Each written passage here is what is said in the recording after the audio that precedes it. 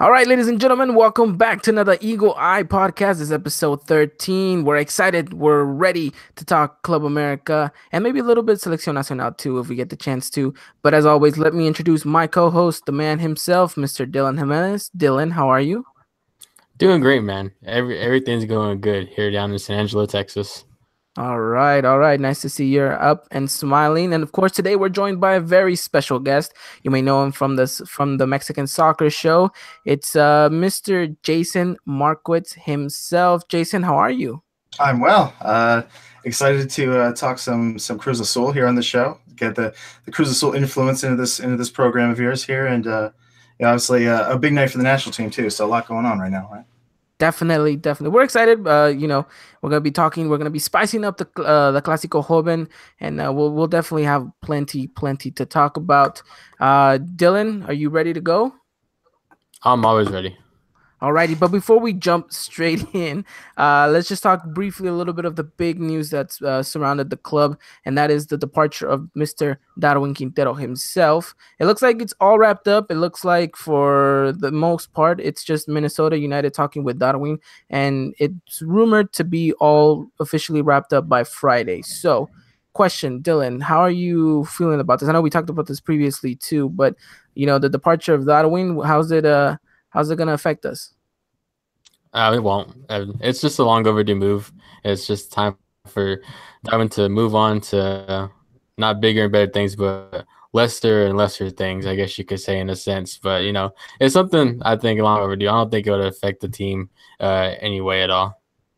All right, Mr. Jason, I see you there smiling. My question to you: would you have taken Darwin Quintero on your team? No, I don't think Cruz Azul needs to age at this point. Like some younger players would be nice, but I think it's a good move for him. He's going to get the playing time, and I think he could do pretty well there. But yeah, I don't know. It probably doesn't hurt your team very much, but a little bit of depth that you've lost, but probably not the area where you really need the depth. I would guess. You guys agree with that? I think, yeah, me and Dylan both would agree. Yeah, it is a bit of us dampening in that depth department, but I mean, at the end of the day, I think it's overall a pretty good move for both parties. So Darwin Quintero going to be on his way to Minnesota United. Will be their first ever DP signing, so it should be an interesting for those who follow the MLS to see what his impact will be over there in Minnesota. So with that said, let's talk Liga MX, boys. Let's talk Clasico Joven. And before anything, Jason, let's get a little bit of background from you. How long have you been a Cruz Azul fan? I've been a Cruz Azul fan since 2011, so not too long. I That's when I moved to Mexico City, and after I moved there, I needed to find myself a club. Before that, I wasn't really. I vaguely knew of some of Mexican teams, America, Chivas, but I wasn't really into Mexican soccer all that much. Moved to Mexico City, found myself a team. I decided right away, well, it's not going to be America.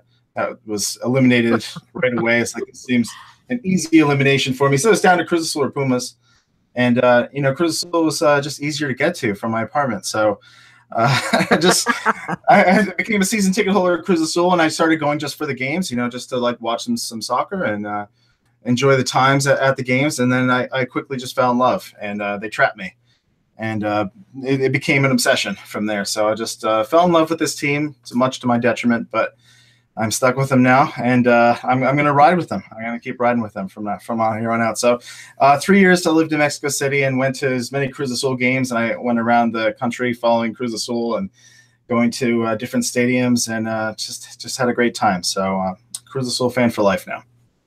All right, Cruz Azul fan for life. Now, 2011. Now, if I'm not mistaken, around that time they were doing pretty good. Well, they were going, final after final. So I could see why they attracted you because they were playing some really good football too. So they were a fun team to watch. A lot of exciting players. Definitely, like things have changed over the last couple of years, but it was a good time. And yeah, I mean, you'd expect them always to be in contention, right? Always be at the top of the league and be one of the better teams in the league, scoring goals. And like with so many of those years where they finished top of the table, they'd be on the list of like the team that is finishing like the most number of points if it was the European calendar, like that kind of thing. Like, so, good years for sure. Definitely. But yeah, we're in the lean years right now. I'm hoping there'll be some rebound on the horizon at some point. I'm hoping. Well, it looks pretty hopeful for you guys this season, and I'm pretty sure this game is going to be very important to you guys, to keep cementing a pretty good run for what this Clausura is. So we're definitely going to be talking into that. Obviously, the Clasico Joven, a lot in the past couple of years, I think this game's become a little bit more and more important than in years previous. I think mainly because of the big final that was America Cruz Azul back then in 2013. I was at that one, both legs of that final. No, you were there. Yeah, front row seats for that mess. Oh, wow. Well, I guess that's the full experience of being a fan. That's right. It definitely ran the full gamut of human emotion, I'd say. Not even just being a fan, just life. You really reflect and dig a lot from everything that came from that night. It's a lot. Wow. I could only imagine. I mean, I know how I felt being an American fan at home, miles away from that. Imagine being front and center on the big stage. So obviously this has been a big game in the previous years. Of course, America seemed to be in the most dominant side in the past couple of years. Obviously, this game's a little bit different now because of how both teams are coming into this. America's not looking like the best. And to add on top of that, we're going away to Toronto in a couple of days afterwards as well. So if there's a time for Cruz Azul to capitalize on these matchups, you'd think it'd be this Saturday. Yeah, I would agree with that. I mean, I think they have a pretty good chance. Cruz Azul has had a bit of a rebound of the season after the dreadful start with the big win over Pachuca.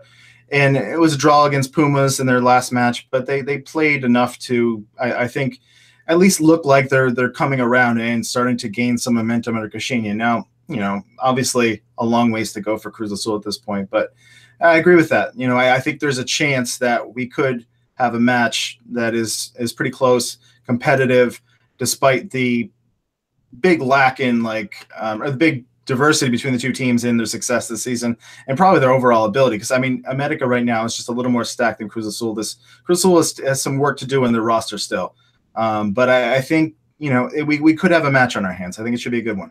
I think it will be a good one. Dylan, I'm gonna throw you a question now. It's something that I think most America fans might pose in their own mind. We obviously have a big semifinal match just a couple days after this game. How important is for us to line up the strongest 11 against Cruz Azul, or would it be smarter to maybe rest a couple of key players, knowing that we have Toronto away on Tuesday? I think we should, keep it resting as a couple of key players, especially somebody like Mateus Uribe. I think Uribe is going to play a big part in playing against Toronto too as well. But, at the same time, obviously Cruz Azul are a rival. I'm pretty sure every Americanista fan also is going to want to go out and see a strong lineup and get a win against Cruz Azul, especially after Jason said, it seems like they're gaining the momentum. It seems like they're growing a little bit more too as a team. And so, it's important too, at this Clasico, fans are also going to want to see a win too, and the best starting 11 that Piojo thinks is going to go out there and get the 3 points too as well.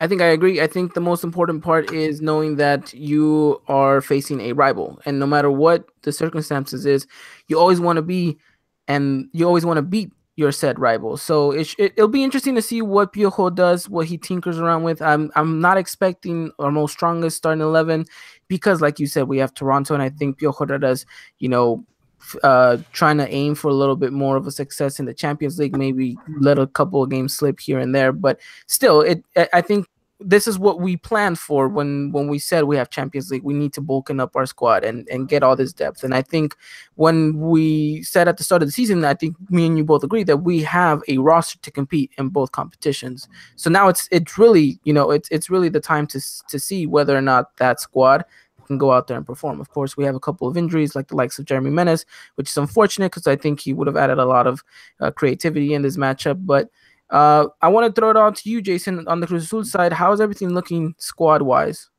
Well, the big concern right now is Felipe Mora, who picked up an injury with Chile. With Colombia. And so, I mean, he's coming in injured. He's out. So, I mean, it's leading goal scorer for Cruz Azul, someone who's, all the goals are really going to come through him. So, I mean, it's a big concern right there with him. He's definitely going to be missing this match. So with Felipe Mora out, it's troublesome. I think otherwise the team looks pretty well set, and I think you're going to see most of like the A squad, A players. But yeah, that's a big loss. Felipe Mora is going to be a big loss as well. Yep, I think it would be. I mean, that's kind of a bit of good news for us as well. But let's talk a little bit about form. We had a bye week. We didn't play, of course, because of the international friendlies and everything.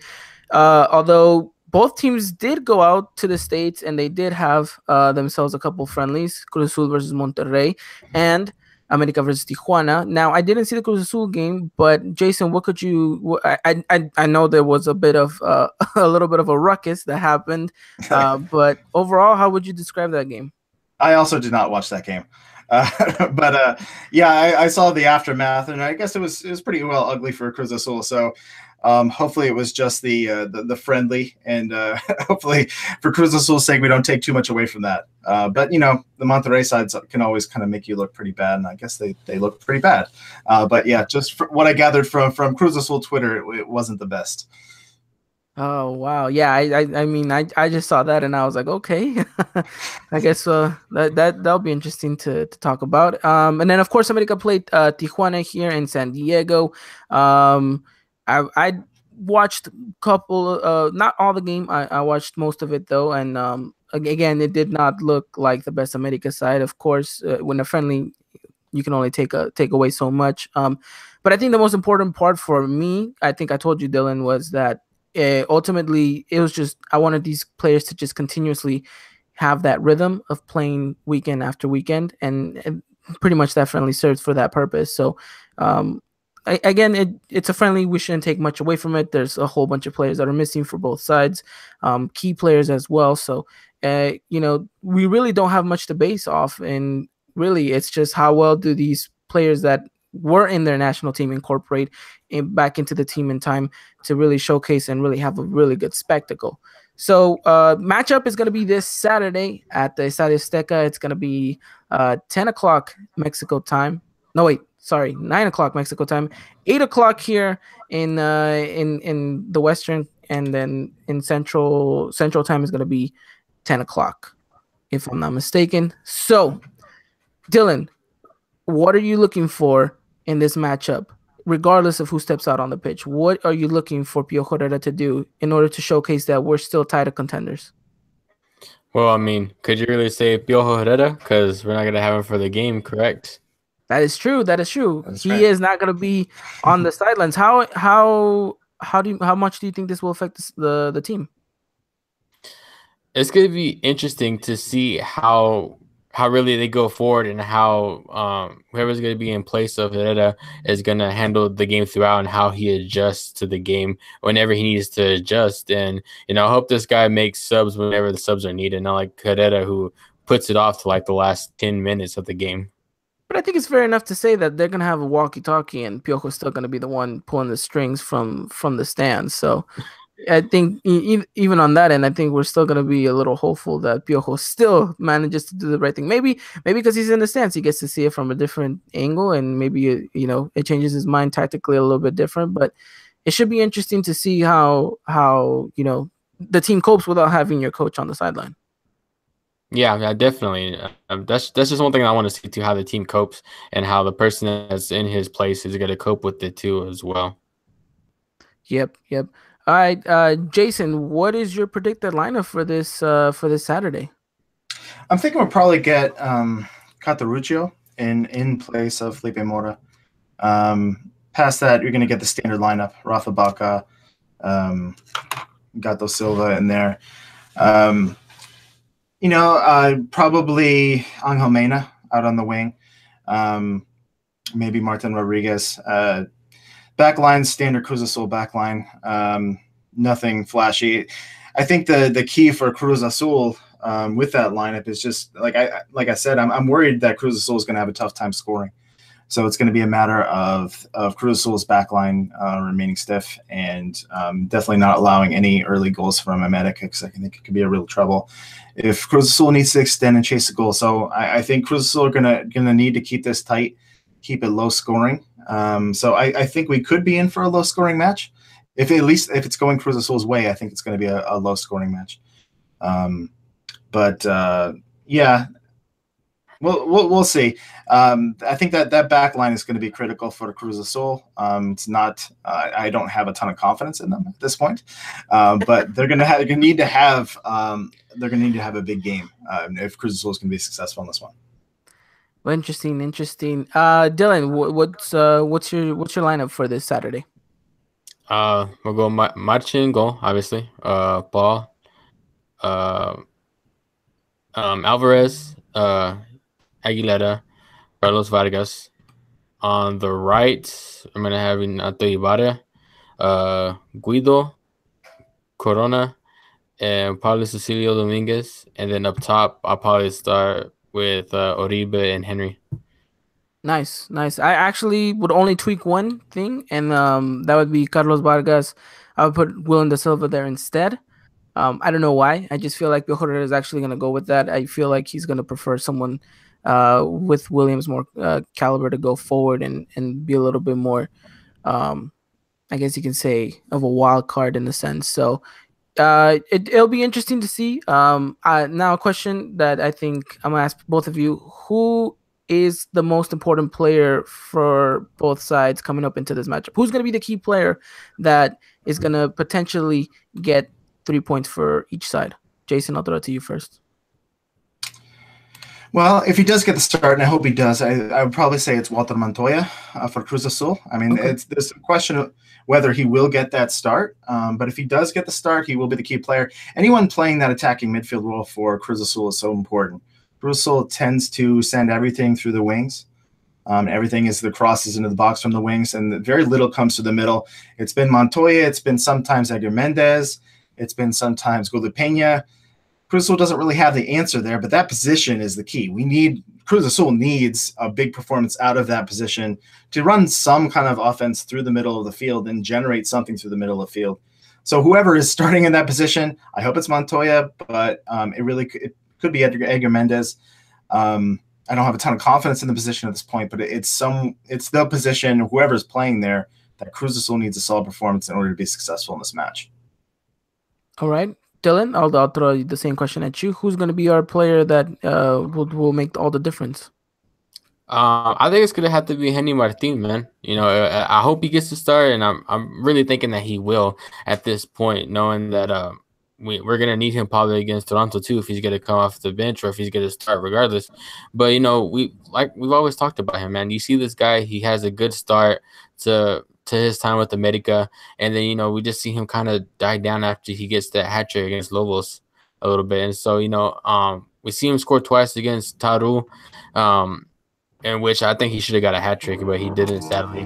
But I feel like he's going to be important into playing alongside Oribe, and I feel like we're going to go back to that 4-4-2 formation. It seems like, and that's something that's really worked for us. And so I feel like Henry Martin is going to have to prove himself a little bit more now that he's getting the start and a chance to show what he's got still.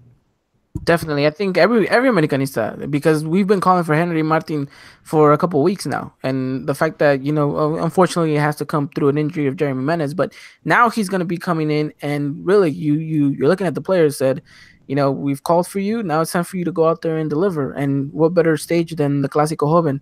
So it should be an interesting one. He looks happy. He looks like he's ready. He looks like he's ready for the challenge. So I'm really hoping that he steps up to the plate and really just knocks it home. So hopefully, I agree with you, Dylan. Henry's definitely going to be the key player for us. And of course, how well he can perform alongside Oribe Peralta, which we saw that partnership, blossom a little bit in the early weeks of the league. Now we'll see whether or not they can pick it back up from there. So now I'm going to flip the question on you guys. And Dylan, I'll start with you this time. Who or what is going to be our weakness coming into this matchup? Because let's remember, our center back partnership is changing. Bruno Valdez is out with a red card. So now it's Edson coming in with Manuel Aguilera. What do you think? Is it going to be our defense? Is it going to be our midfielder? Who or what is going to be our key weakness coming into this matchup? I think it's going to really be kind of Not necessarily on the right back because I know Aguilar to do a good job, but like from where Edson all the way to the left back position, kind of like in that position a little bit for me right there, because I mean, whether it be Carlos or William da Silva, I really don't think. Well, I mean, Carlos had a good start off in that left back position, but as soon as the league went on, and everything, we see him drop and drop and drop week after week. It seems like we got William filling in, and we see that William can fill in that spot, but still, we see him struggle there a little bit too as well. And it's not like Edson gets every week in and week out looks with either Aguilera or Bruno, and so it's gonna be kind of interesting to see how those three, how that part of the back line plays out in the end, especially after Jason said that whoever's gonna play in that attacking midfielder spot is going to be important to their lineup. It's interesting to see how that'll play out too as well. Yeah, I agree with you because if it's one thing, I think even Emmanuel Aguilera hasn't looked his best in a couple of weeks. He's done well, but he hasn't looked the same person. So it should be interesting. I think that side as well, that whole left side from Edson onto either Vargas or William will be a definitely weak point. So Jason, now throw the same question at you. Where do you think Cruz Azul is going to leak from? I worry about the two defensive midfielders. I mean, two players that Gato Silva and Rafa Baca. Rafa Baca is certainly he's loved at Cruz Azul. He's a solid player, but these are two players that have similar attributes for Cruz Azul. They're slow. They are decent with possession and sending the ball around, but short passes, not a ton of offensive generation. I worry about those two getting burnt with America's speed through the middle. And I worry about those two not really adding much to the attack. So I think Cruz Azul are in trouble with those two there in this match, and I worry that they could be a liability without adding too much to Cruz Azul's benefit or to the attack. So I'm a little worried about them. I'm hoping they have a solid match and that they kind of step up here, but yeah, I'm worried for sure. It should be interesting enough to see whether or not either of these two sides can cope with said disadvantages. Overall, I think, Jason, you're kind of predicting a kind of a not so much goal thrilling matchup, which Yeah. I would imagine so, because you guys are looking for the points, and you guys are going to do your best to hold down. We've seen teams come into the Azteca and hold, and obviously the best example would be Tijuana, who was able to kind of battle through and walk away with a point. We saw Toluca now do it and break the unbeaten run that we had. Seeing that teams have come in and kind of broken up our rhythm, does it give you a little bit of hope that that it's been proven that it's possible this season? Yeah, I mean, I feel like the Cruz Azul can get a result against this team. I don't think America is a super team. They had the undefeated run, but it's not like that. Your team was looking mighty impressive every week in and week out, unstoppable, anything like that. I mean, they could be got, and they could be gotten at home. I don't think America has this overwhelming home field advantage, and certainly with Cruz Azul being a Mexico City club as well. I mean, I'm well accustomed to playing Estadio Azteca, obviously, too. So it's a familiar match for Cruz Azul. I think they're not going to be coming in there at a severe disadvantage for the environment and for the team. I think they could get a result for sure. But I think, like you said and what you just mentioned, I think if Cruz Azul are going to get a result, it's going to have to be a low-scoring result because Cruz Azul just can't score goals. So it's going to have to be a low-scoring match if they're going to find success. But I think they are capable of stymieing America's attack with a solid game in the back. Interesting. Dylan, anything you want to follow up with that? No, I'm fine. Okay, well, I agree. I think it's not going to be the most thrilling matchup. I don't think it's anywhere near that 5-3 we saw at the Azul not that long ago, a couple of years back. It will be definitely a very good tactical matchup. I think it definitely will be if you're someone who likes to watch the games because of that aspect. It's definitely going to be one for you to watch. But ultimately, it's a Clasico Joven. And I kind of want to get what does that mean to you, Jason? The Clasico Joven. What does it mean to you? Is it just another game? Is it a derby? What is it like on the Cruz Azul side of things? Well, for me personally, like it absolutely means a lot. Like I mean, this is the team. I mean, your team is the team I despise. There's no question. Like I absolutely do not want America. Like America, like I no matter who they're playing, I want them to lose. So, there's no question this means a lot for Cruz Azul fans. Cruz Azul fans in Mexico City are used to playing second potato, maybe the third, probably third. So this is the team they want to beat more than anyone. Of course, like a lot of teams in Mexico and Liga MX, they want to beat America, but it means a lot for Cruz Azul fans. For me personally, absolutely. This is the match that I would want to win. Those scars from 2013 are real, and they still flare up. And like in this match brings them out, especially when this match is taking place in the Azteca. You got to get this win. I mean, especially with Cruz Azul's season right now, where Liga is still mathematically possible, but it's a big long shot. The season's probably done. I mean, this is something, right? This is something that fans can hang their hat on. And, you're looking at the manager right now that needs these big wins and the players that need kind of that boost and to gain the respect and trust of the fans again. This is the kind of match where something like that could happen. So it means a lot to the fans and myself. And you got to imagine this is a big match for everyone on the team, including the manager at this point. Okay. All right. Dylan, obviously you've witnessed these matchups before as well. What is it? What would you summarize the Clasico Joven to be like? It means a lot. It's us as fans. It's a rivalry. It's a big rivalry too. And we keep bringing it up, but the 2013 final. That was my first big memory. As an America fan. And so that's something I always remember. I remember it as, and will always remember it too, is that Clasico Joven in the final. And so it's just what it means a lot to me. And seeing that America pulled that off too, it brought more to it as well. And so it's a big game. It's something that, like I said, America needs to look forward to as well.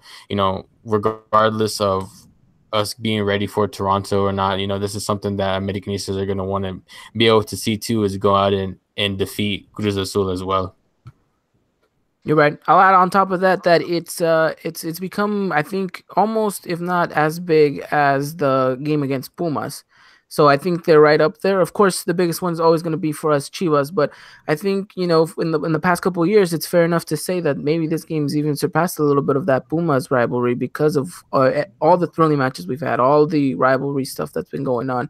I can date it back, even way before the final in 2013 when you guys had Sabah on your team, and he said that he was afraid to play against America, or that they mistook his wording, and it's built up. It's really built up to a huge hype now, and I think it's definitely going to be a matchup where both fan base will want their team to go out there and win. It's going to be a really big matchup. Hopefully it plays well on the pitch, even if they don't score that many goals. A thrilling matchup is always going to be a thrilling matchup, whether it reflects on the scoreline or not.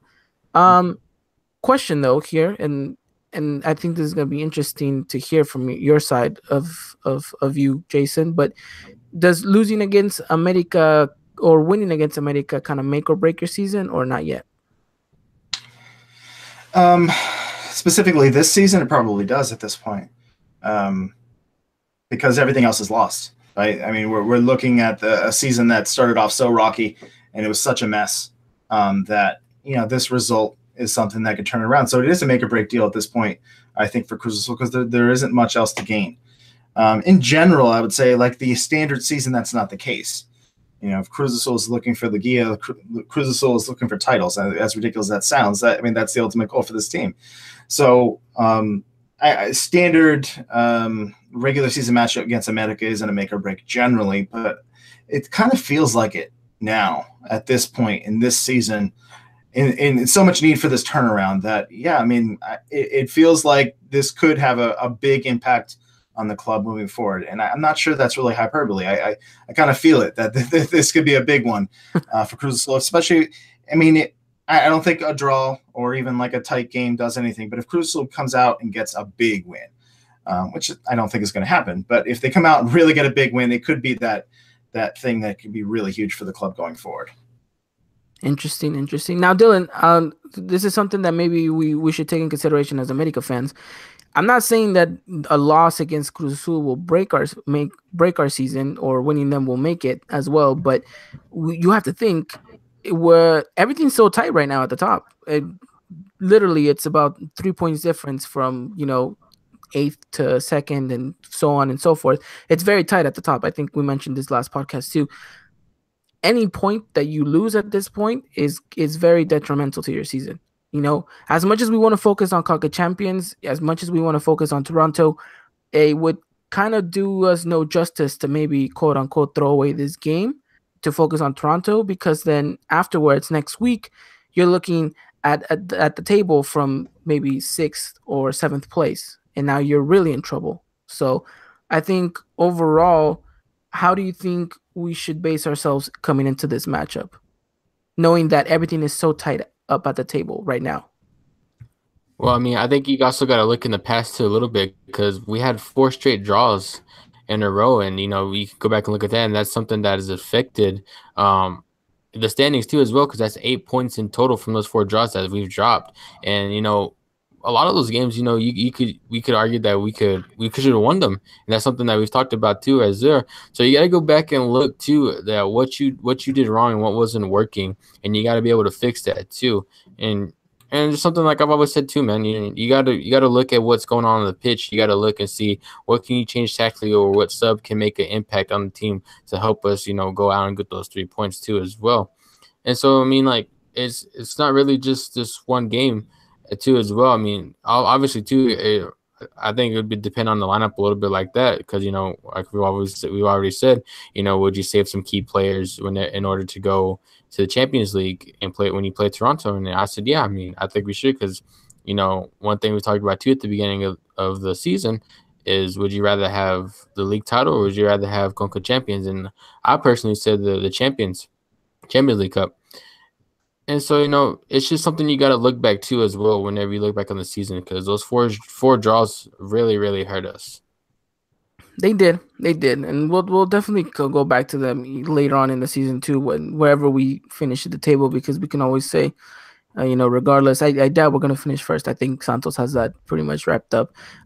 But you will think, and you will say, what if we got 3 points here or there? What difference would it have been? So let's hope it's not too bad, and hopefully we don't kind of quote unquote think of this game as just a game that we can pass and focus on Toronto. I think we should focus on the rival ahead, which is Cruz Azul. Of course, maybe most of the players won't know what it means, but the institution should know and should push for a very, very good matchup, and for 3 points basically, because you're at home. Let's not forget that. So hopefully the boys step out there and they perform and they do well. So gentlemen, what is your prediction for Saturday, Jason? Well, like I said, I'm going to be a little optimistic for Cruz Azul, and I think they kind of execute their plan well and keep it low scoring, keep it tight. So I'm going to say a 1-1 draw. I think it'll be close. I think America will probably have more of the chances going forward. I think Cruz Azul will be holding the ball a little bit more, but not necessarily generating a lot of offensively. I'm worried, like I said, with Mora missing. And in general, just Cruz Azul's attack, there's a lot of issues with it. But I think they could find some success, and I kind of predict that they will. Keep it low scoring, 1-1 draw. 1-1 draw. All right, Dylan, what are you going with? I'll go with the 2-1 win for America.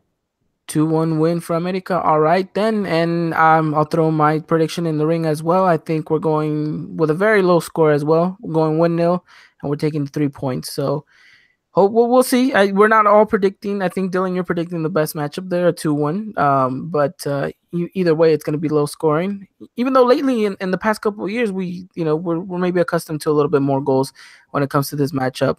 But still, either way, I'm still hopeful for a very, very good matchup. So obviously, going to be playing at the Estadio Azteca. Maybe you guys will start finding a little bit comfort there, since it looks like you guys will be playing there for a while. That's right. Yeah, it'll be a good start, right? back at the home again. So yeah, we'll see. It should be an interesting one. And like I mean, it's this matchup, but it's just Liga MX. I mean, like you just really don't know what. I mean, it could be 5-3. I mean, they're more. It really wouldn't be all that surprising if suddenly we just have a goal explosion. We could have a couple red cards. You just really never know in this match and in this league in general. But I think it like you said. Regardless of the score, I think it's going to be entertaining. There's going to be a lot of nerves, and I think America has that Conca Champions coming up, but it's still going to be a big match. Even if there is some squad rotation, I think there's going to be that drama built in with this matchup that's always been there, especially lately. So it's going to be an entertaining one for sure. You talk about squad rotation, boy, would we be wanting to see a Diego Lainez come in this matchup? What are we doing? Yes, very much. That's what we talked about like almost every pod. It seems like when is Diego Lainez going to get his chance or at least a few minutes? I mean, I don't think me and I were necessarily asking for a start, but like we'd like to see him come off the bench because he's made the bench a couple of times too as well. No, yeah, maybe with Piojo missing, he'll get his chance, huh? But he's still gonna be dictating everything from the. He could just be wandering the stands. Like it's. I mean, you don't really know for sure with him. Like so. That's true. You can only imagine. Out there doing laps, shirt off. It's really all in the. Piojo with his shirt off, trying to order 3 tacos de al pastor right before kickoff. Can only imagine the sights of that. So yeah, we're starting to start a petition for the rest of the freedom of Diego Lainez. We got 2 signatures. We need about 5,068 more to go, but we'll get there. But yeah, obviously should be a very, very interesting game. Make sure you guys don't miss it. Make sure you guys do follow us on Twitter at Eagle iPod because we will have you guys covered with everything in the live matchup. We're going to be tweeting at you guys. We're going to be letting you guys know everything about lineups, about injuries, if anything comes to surface, if whatever team news we have. We will definitely have you guys covered. So make sure you guys do follow us on there. And if you guys ever, for whatever reason, miss a live show, don't forget we're also on iTunes and SoundCloud. So if you ever guys want to listen to us on the go, you guys have those platforms as well. So we'll transition from the Clásico Nacional to a little bit of L3 because, of course, today is the big matchup against Croatia. Maybe not that big of a matchup, of course, as Croatia does look to be missing a lot of key figures here. It's interesting because what a lot of has been said in news media about Croatia maybe not putting up their best lineup and how this affects us. Gentlemen, how do you guys look at this matchup? Should there still be a hype, or has this maybe match been a little bit deflated? I think it's been deflated a little bit. I see this small game now. It's basically like almost going to be in a sense like a Croatia B team, and we're gonna. I don't think necessarily we're gonna go out there and throw out our full best players too as well, because there were some talks that Juan Carlos Osorio was wanting to put some of the youngsters in, like Edson Alvarez, Jonathan Gonzalez, and a couple others. So I mean, it's to the point where you see it in the. The team can't struggle. If the team struggles, then it's kind of a little bit embarrassing to see that too as well. Whenever Croatia's not even having their best players out there. Yeah, it's a little disappointing with Luka Modric, Mandzukic, both missing. But you still have a lot of talent in that Croatia team. You can't really say it's a B team because you're missing a couple of those starters. It's definitely not the peak Croatia, but still a ton of talent in that team. So a decent amount of that first team. The lineups just come out for Mexico, by the way. And you want to give it to us? Yeah. So Ochoa starting in goal, Araujo, Ayala, and Moreno in the back. Burrito Hernandez starting in the in the midfield with Omar Gouveia and Guardado. Interesting. Pizarro is looks like he's slotted in at the front of the midfield there, possibly in that 10 role, with Cheech, Vela, and Lozano up front. Well, I think that's the front three everyone wanted. It's a nice lineup. The midfield's interesting, but I think the Osorio wanted to test these midfield options. So Gouveia and Burrito, I don't know, Burrito doesn't make sense ever, but I think it makes sense testing that position, testing those players in that spot. Hugo Ayala in the back, so it's a little disappointing. But we'll see. That attacking lineup, trying out. I don't know if you guys want to hear about Pizarro too much, but like trying out Pizarro in that role there behind Cheech, Vela, and Lozano. That's kind of that should be fun. It should be interesting to see because even though he's the cheapest player, we're Mexican national team friendly around here, and yeah, I mean if he can cement in that role properly, and if he can give the best that he can, because let's face it, he's one of the most amazing players that we have right now in the Liga MX. Even though sometimes he doesn't show it. I mean, even Pio Herrera said himself, if there could be one player from Chivas that he could take, it would be Pizarro. So I mean, he's got a boatload of talent, and hopefully he does, do really well against Croatia tonight and can really, really cement himself as maybe a potential player to go to Russia. Yeah. So Dylan, how you lineups is out. Jason just confirmed them to us. Well, how are you feeling? You bummed out about Burrito too? Yeah, I'm bummed out about that. I don't think I never wanted to see that in the lineup.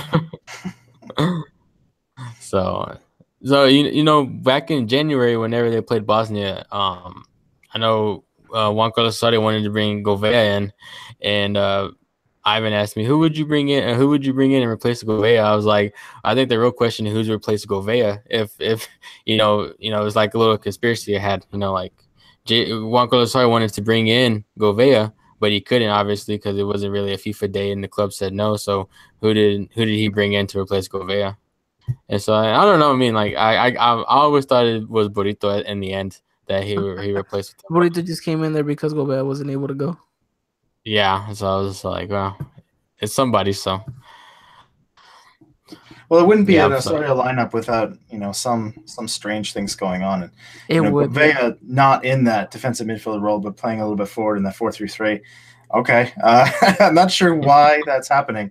It should be interesting to see. It'll be interesting, like, 'cause, I mean, this seems like a match where he with a big match for him, he could possibly pull off a World Cup spot. It's a long shot for him, but you never know. With a big match here, playing in that more forward role, it's possible. Be interesting to see if Jonathan Gonzalez comes in at some point as well tonight. I would have to think he does for one of those two, maybe at halftime. So the second half could be big for him too. Yeah, definitely. If I'm not mistaken, Edson's also on the bench, correct? I believe that's right. Okay, so well, I'm pretty sure both of those two players that come in the second half are going to have a pretty big 45 minutes to try to impress. Of course, if I'm not mistaken, this is there one more FIFA day or no? This is pretty much it. This is the only one, I believe. So you just have like the May, like just like right before the World Cup stuff. After this, right? Wales, Scotland, and Denmark or whatever right before. So that's about it. So it's almost do or die, but for some of these players, maybe it is do or die. So it'll be interesting to see how they come up and really try to impress Juan Carlos Osorio. So what are you boys projecting for this matchup? Interesting one. We're going to see a lot of goals, or are we going to see kind of the typical bland friendly? I think this will open up. I think there could be some goals tonight. Mexico certainly has a lineup that can put up some goals with that front four. I think Mexico's going to find some success in scoring. I think they're also very likely to give up a few goals because there's so much experimentation. The three-man lineup, they gave up certainly a lot of opportunities to Iceland a few days ago, and I expect more of the same tonight. And I think there's some, we have a midfield that doesn't play with each other. It's truly a shuffle in that midfield. So, I think there's going to be some holes that Croatia can exploit as well. So, yeah, goals tonight for sure. Definitely. Awesome. Goals tonight. Dylan, I know you had something to throw in there as well. Yeah, just basically what Jason said. I expect it to open up too, just we're going to see some goals too from both sides of the team. Yeah, I'm worried about that midfield because Ivan Rakitic is probably going to find himself a lot of openings to put in a couple of good balls through. So it should be a fun one. It's especially because it's a friendly and sometimes they tend to be a little bland, but hopefully this one showcases that there's a lot of talent out there. And of course, like you said, Jason, this shouldn't be considered a Croatia B team because of course they have a lot of talent as well. So I'm pretty excited to see this one. Of course, kickoff is about in an hour and a little bit, so we'll definitely be catching that, and we'll definitely be live tweeting it for sure for you guys as well who follow us on the Eagle iPod page. So, what is your guys' prediction for tonight? I'd say goals for sure. Let's say give me a Mexico 3-2. Okay, Mexico 3-2. All right. Interesting. A lot of goals come in the second half, especially after all the subs start pouring in. I think it's going to open up even more. Wow. Yeah, that's exactly what I was thinking too. 3-2 in the end for Mexico. Yeah, so 3-2. All right, I'll go. Let's see. I'll go 4-2 Mexico. I'll say that we score 4 this time. So should be interesting. Hopefully, we one of our predictions comes through. Who do you guys think is gonna have the biggest matchup in today's game for Mexico? I'm excited. Like you mentioned earlier, I'm excited for Pizarro. I'm excited to see what he can do. I think he could be big in that role for Mexico, and I hope he does prove himself tonight. Vela too. I think he started off the MLS season strong, and I think he could really have another big match here. Playing with Pizarro and Cheech, and then switching off Lozano on the wings, I think it could be really interesting and a really good matchup. Like you said earlier, this is that front lineup that many have been asking for. So I'm looking at Vela, I'm looking at Pizarro, big matches tonight. All right, Dylan? Yeah, I'm going to be watching out for Govea, man. I think Govea's got something to prove too. I think he's going to try his best to sneak into a spot, which I really think he can. And so it's going to be interesting to see how he plays and like where he's playing too, possibly in the midfield too as well. And like Jason said, this midfield doesn't play together. And, you don't get to watch Govea play too because, I don't get the Belgium League here on TV. And so it'd be interesting to see him play and what he can bring to the midfield too as well. No, yeah, definitely. I think as a fanboy, I'm always looking out at Ochoa. So, hopefully he has a strong game, showcases why he should be the number 1 starter come Russia. And then, of course, I think. Come on, you're gonna say Corona because of what he's done at P2, but come on, you can't say that Ochoa doesn't deserve it. I could say it. I won't, but I could say it. No, Ochoa should probably be the starter. But yeah, I love Corona. He's my guy, so I'll rep him always. Well, if we need someone to come in and headbutt someone during the game, I think we can call him Corona. You can intimidate the other team a little bit. You see Corona coming up, you're going to back up a couple steps. He gets that face on, like, Ochoa, he looks friendly. He is. He looks like he'd be your friend rather than your enemy. Right, exactly. Corona looks like he will not take any BS from anyone. So, probably good to have him there just in case of a scrap. But if we're talking goalkeeper-wise, maybe I'd still stick with Ochoa. But obviously, it's gonna be a good game for anyone watching. Make sure you guys do tune in, and then we'll definitely talk about it a little bit on the next pod. We're coming up to the end of the podcast. We want to do maybe a little quick Q&A with you, Jason. Maybe ask you a little bit of questions. Of course, first question is, how was your time in Mexico? Are you still in Mexico right now? I'm not. I'm just outside Philadelphia, and my time in Mexico is awesome. I just love Mexico City. Still miss it. Miss just walking to the games all the time. It was just the best. I got around to so many stadiums in Mexico. Used to go to Toluca all the time, Azteca all the time, Pachuca. It was the best. So yeah, still miss it very much. Need to get back again soon as possible. I bet you don't miss that traffic though. No. This is like I was saying. I used to go to I used to travel to the stadium in Toluca, and I would actually get to the stadium in Toluca faster than I'd get to the Azteca, just because. It's ridiculous. I've been there once because I was actually born in Mexico City, but I was brought here by a young age, and then I was finally able to go back in 2016. And yeah, someone who witnesses Southern California traffic, it was still wow.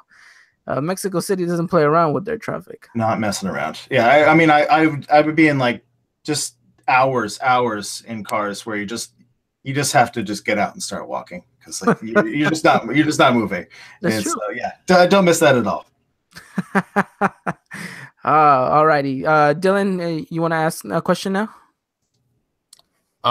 So you started the newsletter, And how's that going still? I mean, I haven't really got nothing in a while, so I don't know if that's still going on or putting some pressure on our guests. Yeah, putting some pressure on the guests. Yeah. In theory, it's going on. It just hasn't come out in a long, long time. So yeah, one of these weeks, I'll get my act together and get another one cobbled together, and it'll come out. Hopefully, one of these weeks, it all comes together again. But that's the plan. The plan is that it returns at some point. But yeah, we're in a bit of a hiatus at the moment. All right. This is a question I like to ask most of our guests that are come here and who have a big voice in the English language community that is the Liga MX.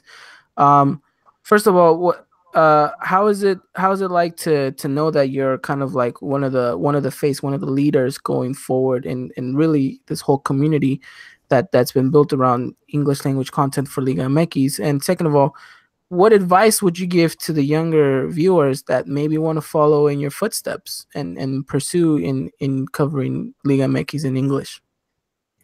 Well, I think the great thing about the small community that we've kind of built up and like Liga MX English coverage is that everyone's pretty inclusive and everyone is looking out for like the greater good, and that we are all kind of looking for more coverage of this awesome league and of Mexican soccer in general in English. So I think it's great because we're still a pretty small group in general, but I mean it's a group that is looking for the advancement of this sport because it's such an awesome league, and it's such like Mexican soccer is such a great thing that it should be available to a wider audience, and that's what I think that a lot of our English coverage is focused on, and that's why I love this group and this community, because I mean I think we're all kind of focused on that one thing, and because it's just an awesome league to follow.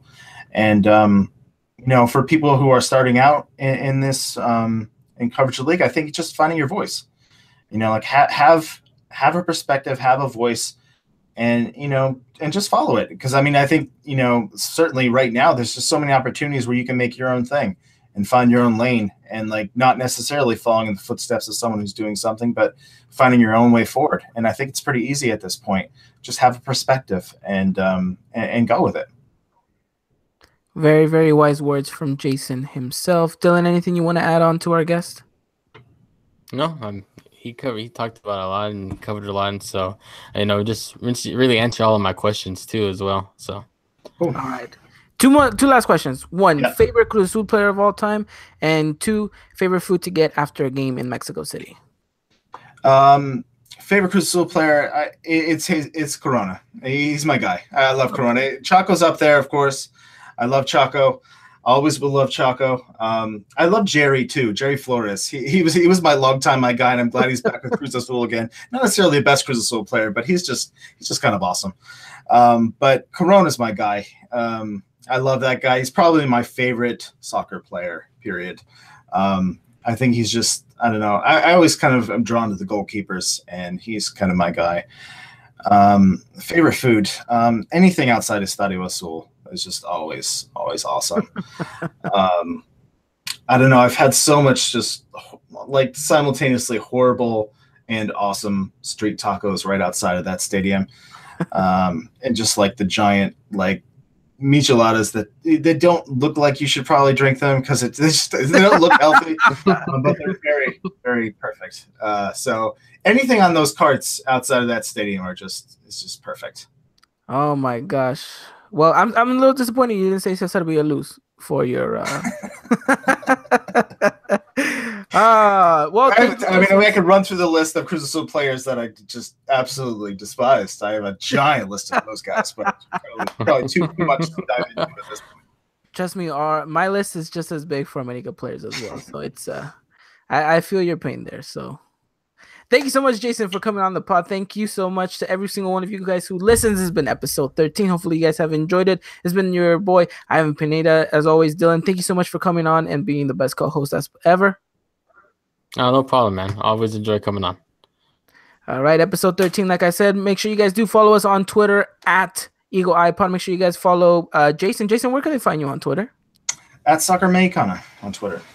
All right, at Soccer Mexicana on Twitter. Make sure you guys follow him and do subscribe for his newsletter.